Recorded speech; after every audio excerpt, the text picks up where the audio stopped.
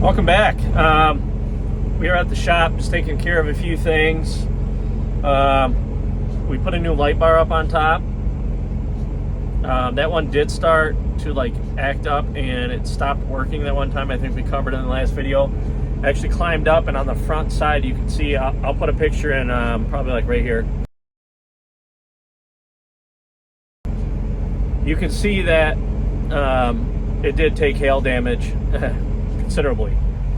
And of course it hit it right on the front, so we couldn't see what damage was done.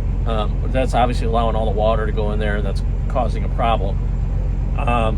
So we just put a whole new light bar on. I didn't like that light bar. I probably could put a new cover on if I wanted to, but that was a chintzy light bar. It's just like a flat electrode plate with little LEDs that just point up. And there's like a mirror that it arcs off of. Not very bright. You almost can't even see it in the daytime. Nighttime was when it shined. Get it?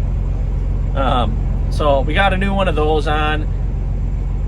I've been having that check engine light on for a while, and it would go off. And when I fired up the truck this morning to come up and deliver that cement truck, we got, as soon as I turned it on, automatic, it was going to derate the motor. When I parked it Friday, it was completely fine. It was going to derate the motor, yada, yada, yada. I was just going to make it to the shop. I made it to the shop. I got a burp right there.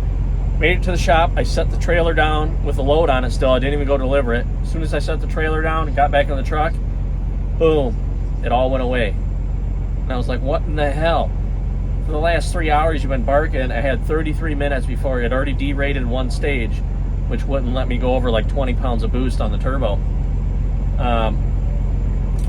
It all went away. And I had like 33 minutes before it was going into the next stage. And so I'm like, well, what the fuck? So I hooked back up, went down. It was like 2 miles south of here, delivered it. It came back on for like 5 minutes and then went back off again.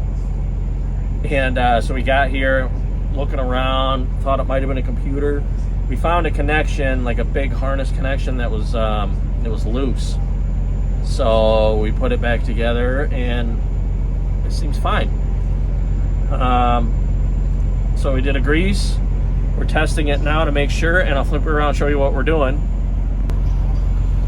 We're doing a manual regen of the truck, just to make sure we're getting everything hot, because this is Insight. I keep wanting to call it Intuit. It's not Intuit, it's Taxis. This is the Cummins Insight program, and we're doing a manual regen right now. It was throwing up so many codes. It was just like random codes just all over the place, showing that like my def froze and stuff like that, and it didn't even get near close enough to freeze the def. So it was just all over the place. The sensor was reading weird, all kinds of stuff. And then we found that electrical connection, and then like you could see like the fault codes just went boom. You could tell, okay, so that was where it was at. So we're just doing a manual regen right now. That's going to allow us to, pump through that exhaust system, make sure everything's working, properly the way it's supposed to. And we're just looking for loads while we're doing this, just hanging out. So once I find out where we're going from here, I will let you guys know.